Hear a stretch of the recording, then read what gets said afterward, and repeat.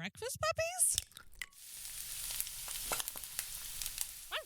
This podcast contains adult language and content and is meant for mature audiences. Listener discretion is advised. It's the Glitterbois.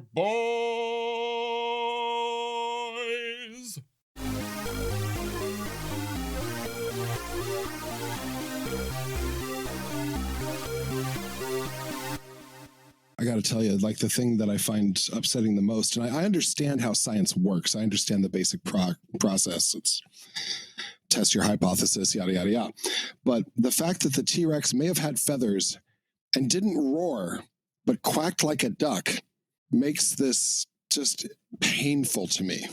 Because basically on the cover of this, they're attacking a giant carnivore-eating, quacking dinosaur. And it's really hard for me because along with everyone else who grew up with Jurassic Park, the T-Rex roars. It doesn't go. And a roar and a honk are just, they're two different things. You can't have a mighty honk, you know? It just doesn't work. I think that there's a lot of room for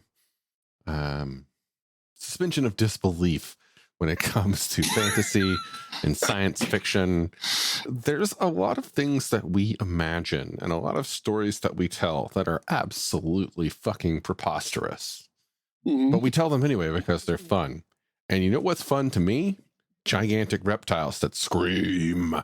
And it would be fun that way for me until I die. And you can take my when dinosaurs ruled the earth T-Rex from my cold, dead, fuck you, old man hands. That's which, right. as I die, are curled into a pair of double deuces.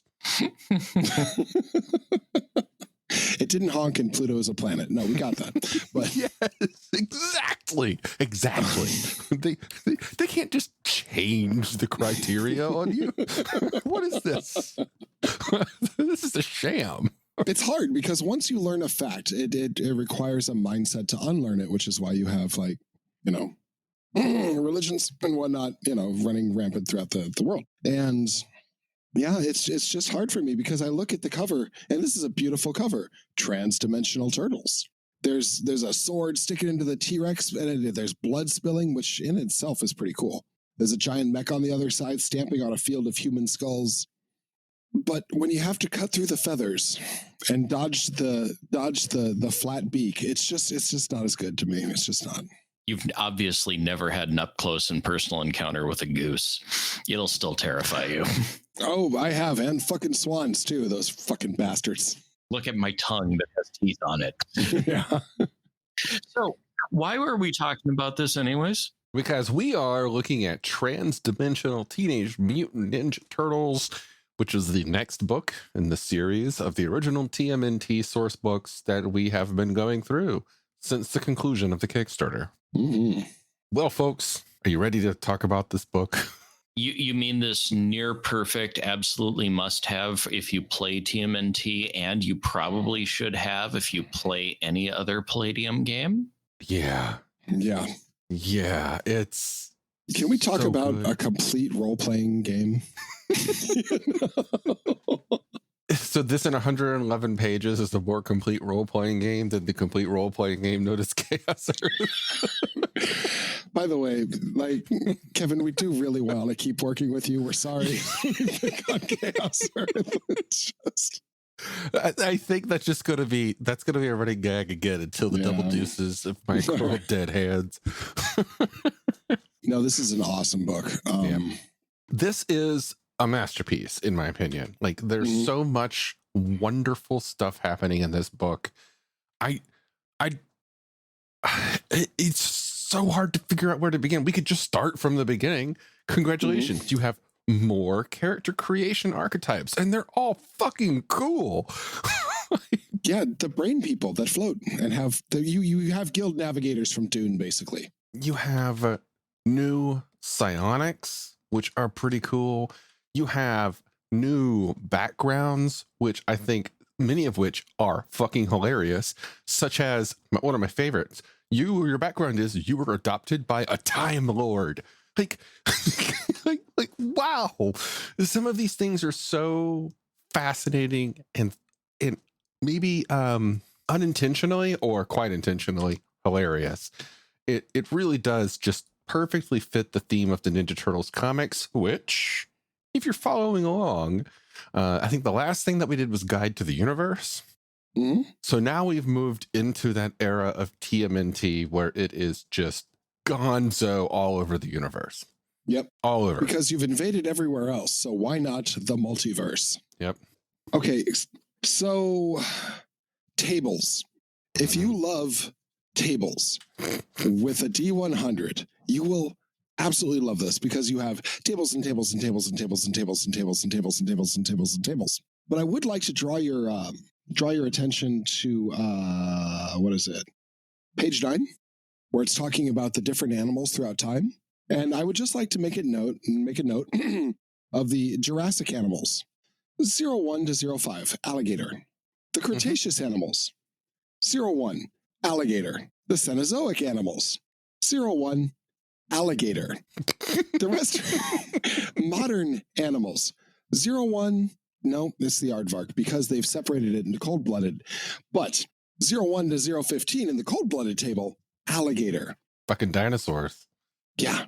Yeah, but like ancient dinosaurs. We're not talking like, nearly new dinosaurs. We're talking, this whole land thing would be an interesting place to lay my eggs, dinosaurs. Mm-hmm. I love it. While they missed one of my favorite pre-modern animals, they did get my other favorite, which is the Paraceratherian. Mm-hmm. Right there on the Cenozoic table, my favorite grumpy giant land mammal. You know what's funny is that I was coming up with a snarky response when you said one of your favorite animals that wasn't there. And my brain was just like, what, like a cassowary? And you know what? It's there. Top left of page 10. I was like, the moment I said it, then I looked and it's on the page. Mm-hmm. Now, dear listener, there are some references on this table that go to books that we haven't covered yet, because for this project, we're very specifically sticking with the TMNT and Other Strangeness books and not the After the Bomb books, because that's going to be a separate chain. And we kind of want to promote the Kickstarter or the new TMNT stuff. And this is one of the books that's in the new collection. So Mutants Down Under, Roadhogs, Mutants in Avalon, if they're referenced here, unfortunately, you might need to go back and or wait till we get to those. Yeah, it'll be exciting. Then you too can play a cassowary or a floating human big brain baby, or a panda with a jetpack. Oh my god, all of the dinosaurs. If you ever wanted to play a ninja dinosaur that can also have a modern, well, not modern, but an M16, because I believe that was modern at the time. 89? Yeah. You're talking about the Duckoid? Yeah. I think we were up to the M16 A3 or A4 by then. So yeah. Or if you ever wanted to play a bipedal Stegosaurus with a giant axe, we got you covered. Yeah. Or given the fact that this game does lean into time travel and does offer some very interesting modifications to the background skill packages, you could play a cassowary in the Renaissance period. Mm-hmm. I want to say that my favorite, though, of all of the new arts for all of the new characters, the Smealodon, the saber-toothed tiger. Yep. The Megatherian giant sloth is pretty cool, but that necklace saber-toothed tiger. I know. Its fangs are touching its nipples. It just looks like a rough trade night at the club, Mm-hmm. Although the mastodon / woolly mammoth pic on page 27 with the comb over. Yeah, it's pretty good. Okay, oh my god. New skills divided into era of history in which you might experience them. So fucking wonderful. Norman French. We're only at page 30 and we're laughing. This is hilarious. This is a wonderfully whimsical yet awesome book. Yeah, flint working, just it's good stuff. Mm-hmm. I now have a whole urge to play a mutant donkey whose main skill is the horse teamster wagoneer. So we're now getting to the part which is my favorite part of this book, and that is time and time again the details of time travel and temporal energy. So much thought was put into this. Yeah. It's just, and like the whole time it's being described, it's given in very simple terms that also are complex in complex when you unfold them. But the way it's described, I can picture every single aspect of it. It is not confusing. It is not something that you need a PhD to understand. This is 1, 2, 3, 4, 5 pages of time travel that work in a role-playing game.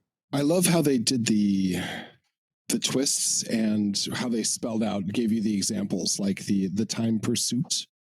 I like how they talked about how time will flow no matter where you go back. You're not going to come back. If you spend an hour there, you're going to come back an hour later. Mm-hmm. I liked, the only thing I didn't like was that it's, and here's where time travel gets weird, is that it has to have a magic locus, basically, because the Earth does not stay at the same point in the universe, and the solar system doesn't. So you have to move in space and time. Temporal causal intent. Yeah. Yep. That said, time, I mean, the concept of time doesn't really matter outside of those that can understand it, which is the people on Earth or other alien creatures. Therefore, one might assume that concepts of time are rooted in the brains, the understanding, the conceptualizations of those who are doing said traveling. Yeah. Therefore, yes, it is time and space, but I don't think you really need rules for space. You don't need the rules for where was the Earth in the universe at this point in time. Right. Because it's all, I think, linked to the conceptual understanding of the universe based on the person doing the time traveling. And I think that might be one of the most confusing and complicated things I've said in a very long time. Would you say it's more complicated than the special artifact, the Cosmic Quartz digital watch, the Casio, the Casio of Chaos? I loved that. That was actually in the comic when you first meet Lord Simultaneous, like in the person. It's wonderful. Lord Simultaneous, Galacticus's dorky little brother. Yeah, pretty not much. Thrilled about the 16-year-old assistant, but yeah, there's an entire series of the comics or sequence of the comics kicked off by her trying to run away that introduces us to Simultaneous and Romero and all of that. Again, though, these are such early on in the Ninja Turtles comic strips in the series that, like, when you look at the dates that these things are made and we compare the content of what's in this book at this time to, if you follow along in the Ninja Turtles comics of what came out at what time, we're still so early on. We're maybe 15 issues into the comic series, if even that. That just shows how ridiculously popular those comics were, that we have now had, what, including the After the Bomb stuff, what, a half dozen or more role-playing game books come out just to cover that small breadth of black and white comics from an indie shop. Truly wild what happened. I mean, all I could say now is, like, to someone who is not of my age but much younger, I mean, it was everything. Like, it was all of a sudden everywhere. It was in your breakfast cereals, on your TV. It was in vending machines and little gumballs. Like, it was everywhere, and it happened so quickly. Yeah. Like, this is 1989, and what, we've gone from 86 to 89 with these books, I think. And just in that slim span of time, this shit exploded. Yep. Anyway, we've got magic if you want to be a wizard. So now so much magic. Yeah. It's actually a lot of good stuff. Most of this just feels like it was copy pasted directly from the fantasy book. which it probably was. Yeah, until you get to the time stuff. Yeah. Yeah. The Time Lord stuff. Not to be confused with the Doctor Who Time Lord stuff. I love it. You play a Time Lord. Your very first power is compute temporal coils. Right. Just those 3 words together on a sheet of paper. Someone else would look at this and be like, the fuck is this nerd shit? And then we get the one and only time that I'm aware it ever appeared in a Palladium product, a wizard combat table. The wizard hand-to-hand level, basically. Yeah. Yep. Page 42. You can cast 2 spells per melee. That's not bad. Right off the bat. I think I see.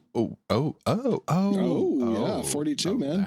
That's a little different. They always have magic combat for the various classes back at the day, but starting the game with 2 spells per melee, that's pretty heinous. Mm-hmm. Yeah. And wow, 1, 2, 3, 4, 5, 6 at level 12. Mm-hmm. Yeah. Yeah, these wizards can just murderify even high level Palladium fantasy wizards. Yeah. I'm We'll start with a blind. And call they some have lightning. Yeah, they have a fireball. It's bad. No, they do? That's bad. Yeah. 1d6 points of damage per each level of the spellcaster is not bad. Yeah. It's not bad at all. Ooh, paralysis bolt. Yep. Yep. These are some classic things. Did they have immobilize, the tiger maneuver spell? I don't see it. Web. Nope. There's carpet of adhesion, web, a couple others, but speed of the snail is the one that I really like on page 47. Reduces the physical prowess, speed, and mobility of its victims to 1/3 their normal ability. Wow. Including attacks per melee. Yeah. And it's 1 to 6 people. Yep. Wow. Yeah. And that's just regular magic. And then we get into Time Lord magic. Right. And then we get into time machines. And I remember when I first read this book back in the day, this was the part that I wanted more than anything else. I remember making a time traveling van. It was wonderful. Oh, yeah. Not just the devices, but to put it into and then weaponize and then armor the vehicle. Mm-hmm. All of that's here. So, I mean, the TARDIS can really eat it at this point, because the TARDIS doesn't have 50 cals. Yeah. Well, so what I like especially about this is the system makes a strong point of distinction between traveling through time and traveling across dimensions. Mm-hmm. They are not compatible. Like a machine that does one does that, and it does not do the other one. And it's pretty cool. You can literally make a Lamborghini Countach time machine with this rule set. Can you make a DeLorean? You Page can, but for 55. half the price of the Lamborghini. I missed it. For $60,000, you can get a DeLorean. Oh, yeah. Wow. These are some interesting costs. Yeah. Well, 1989. Yeah. That's true. A Corvette for $15,000? What? I mean, they're talking about getting a Harley Davidson motorcycle here for 10 grand. I mean, within 4 years of this coming out, you couldn't do that. Yeah. That said, the Volvo sedan is $45,000. I don't believe the Volvo sedan is $45,000 now, but all of the ways that you can build vehicles are just wonderful. Just so wonderful. And man, I remember doing a lot of this when we were playing Heroes Unlimited in high school. We would just go through the creation of vehicles and weapons and whatnot. And this is like the pinnacle of that Palladiumness of a game. Just grab some things and fuck around with them. It's wonderful. It has the cartoon starting to leak into this, especially with like the optional equipment exclusive to automobiles, hover engine, balloon, submersible. Oh, that's just cool though. It is cool, but it's also very Mask. Oh yes, I haven't thought about Mask in so long. Wow, you could use this rule set to run a Cadillacs and Dinosaurs game. Yeah. Yeah, you could. All of these older weapons too, they go into Stone Age weapons, black powder weapons, an entire separate weapon proficiency system just for black powder weapons. A 50 caliber Kentucky. Oh my God. It's man. And we're like halfway through the book. What else does this book have in store for us? I love the little 2-3 paragraph history lessons that you get too. Some of my favorites would be, all in all, a pretty boring place for time travelers. Yeah. Like, I like that they made the distinction between matchlock, flintlock, and percussion ball cap. This is that scratches my particular itch, and that makes me very happy. There's no wheel lock. This game is incomplete.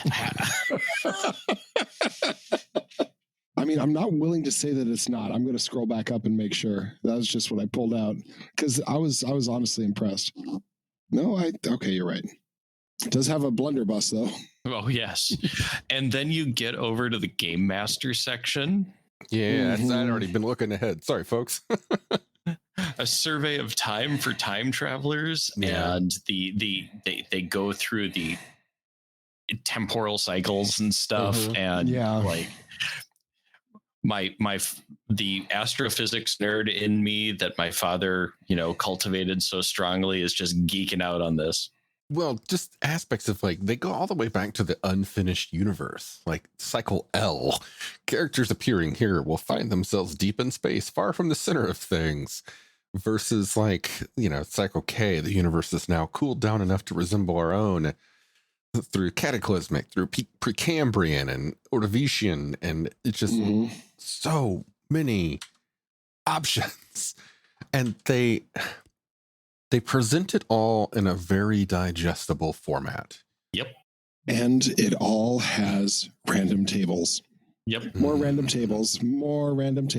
Also, Casey Jones and the Caveman make me very happy. Then we get into human history and various stages of civilization. It starts breaking down into smaller and smaller and smaller things because, again, we're getting into compressed time because the loops, the twists in time, as they're referred to, get broader and broader and broader the further away from the present that you go. And I do like that it's starting to show the future. So it's got like 1988, the modern world, and then 2113 after the bomb. And then it keeps going beyond that. How far are we going in the future here? I think the last one is at 3088. So you guys read about the spasm sore? Yeah. The 16 tentacled monster with an 8-foot mouth. Whoa. And it's always worse when it gets hungry.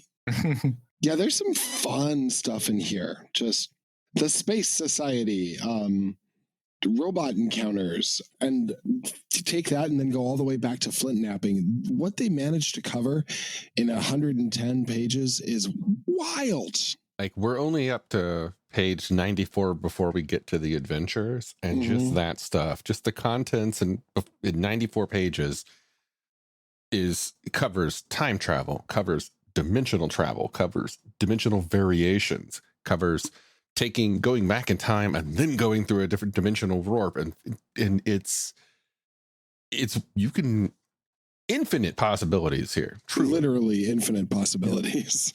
They introduce horror factor to the TMNT world. Do you think Kevin ever slapped down a book like this and just said, like, eat a dick, Gygax? Or do you think that ever happened? Because, like, just the sheer amount of how much they pack into these books. Well, that one's getting cut.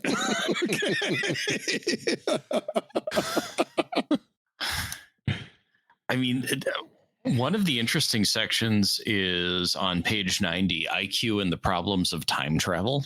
It's a little almost throwaway 3-paragraph bit, but it's one of the couple places in this book where they actually call out specific issues of TMNT. Huh, I never noticed that. Yeah. Interesting. Yeah. And then then of course, one of my other favorites from this one is on page 91, the War Bees. Yeah. Well, yeah, just all of the getting lost and the different possibilities of alternate dimensions is wonderful. I can't praise this book enough. And the art is both whimsical and at times gruesome, but for the most part whimsical.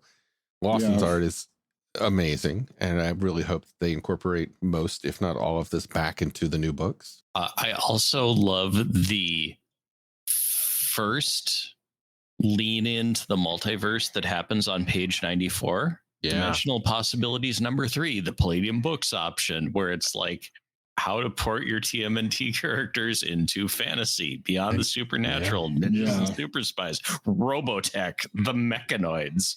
Yeah, and it's very, very fascinating looking at this from the future.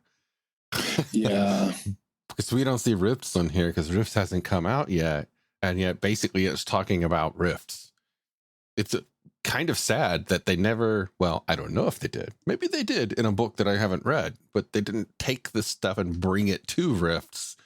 Because this is Rifts material. This is, you almost, if you want to run a rift hopping game in Rifts, you almost need this. Yeah.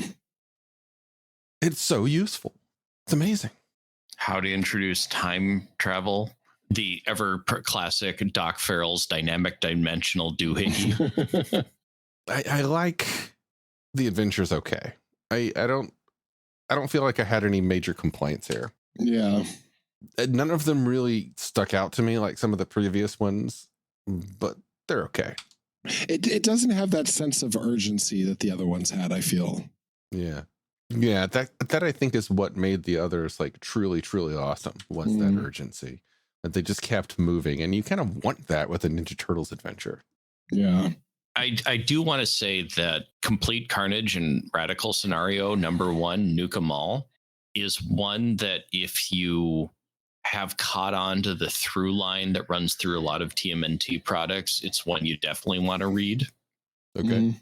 Just because it is literally a continuation of the storyline that starts with TMNT and ends in After the Bomb. So, folks, we've reached the end of the book. What do you think? Do we need this book? Absolutely. Yeah. No, even if you don't play TMNT, this is a book that if you play Palladium, you should own.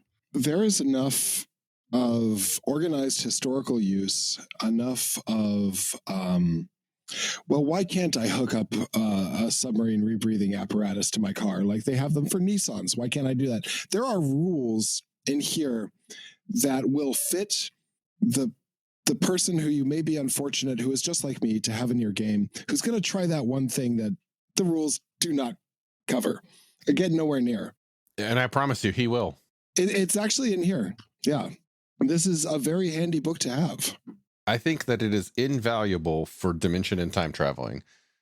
So much that I'm kind of shocked that I haven't seen this for Rifts. This is straight up like crucial information if you want to like really get nitty gritty into having a time traveling dimension hopping campaign. Like if we go back to England and we pull out those temporal raiders and those temporal mages, you want this. This could make that kind of a campaign infinitely more interesting and successful. Yeah.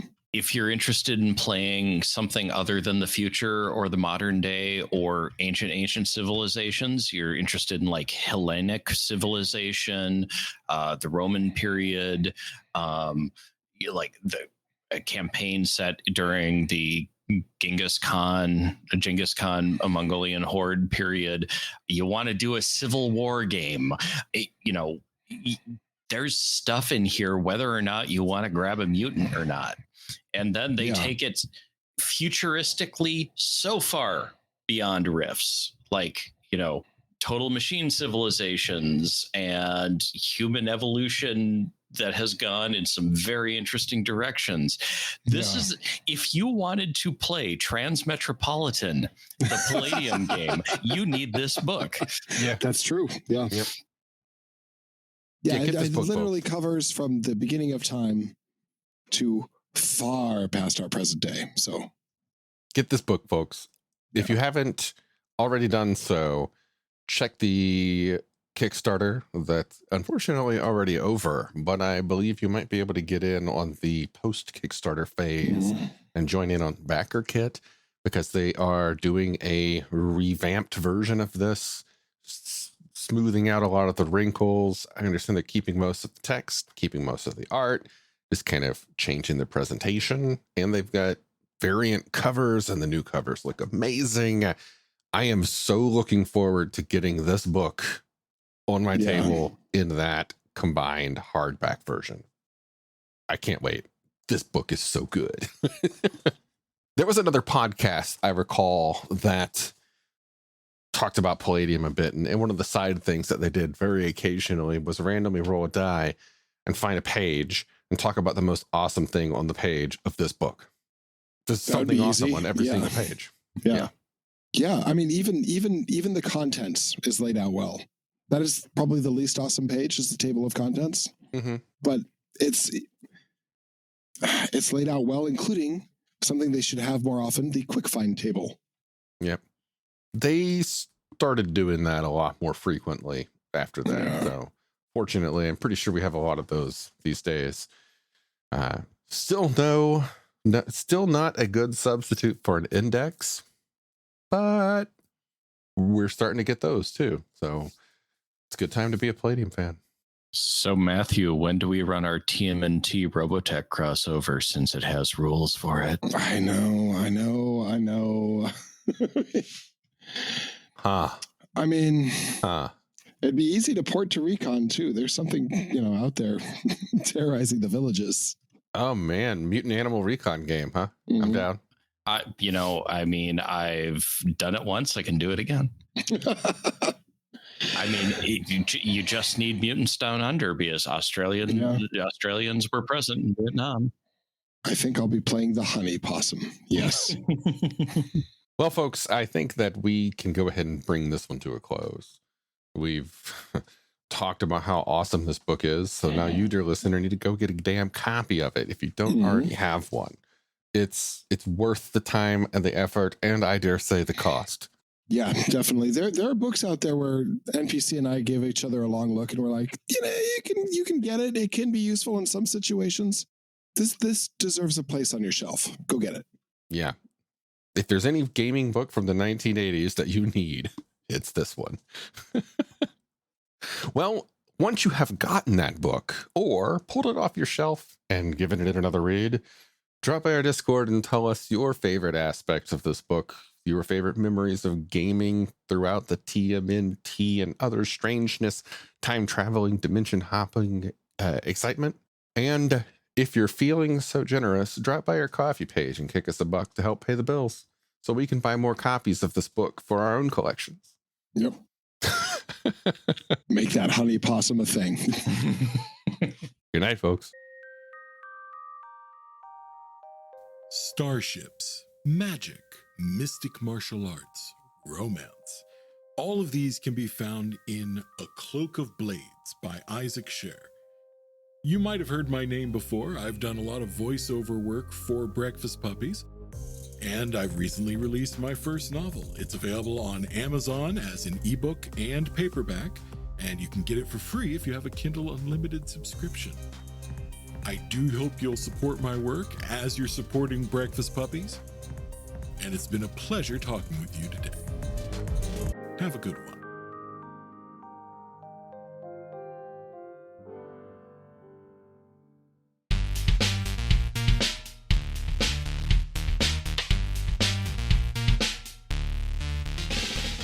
You've been listening to The Glitterbois, a Palladium Books fan podcast. Glitterbois, Rifts, the Megaverse, and all other such topics are the property of Kevin Siembieda and Palladium Books. Please buy all their stuff and help keep them in print and making more games. You can order directly at palladiumbooks.com, and their entire catalog is available digitally at Drive-Thru RPG as well. Our opening music is 8-Bit Bass and Lead by Furby Guy from freesound.org. This closing music is Caravana by Philip Gross, available at freemusicarchive.org. All sound effects used are self-made or acquired via Creative Commons Zero license. If you like what you have heard, find us on Twitter and Facebook as The Glitterbois. That's BOIS. And check us out online at breakfastpuppies.com/glitterboys. And also join us on the Breakfast Puppies Network Discord at breakfastpuppies.com/discord. And if you want to help us out, please spread the word and help us build a community. Thanks again for listening. We'll catch you next time.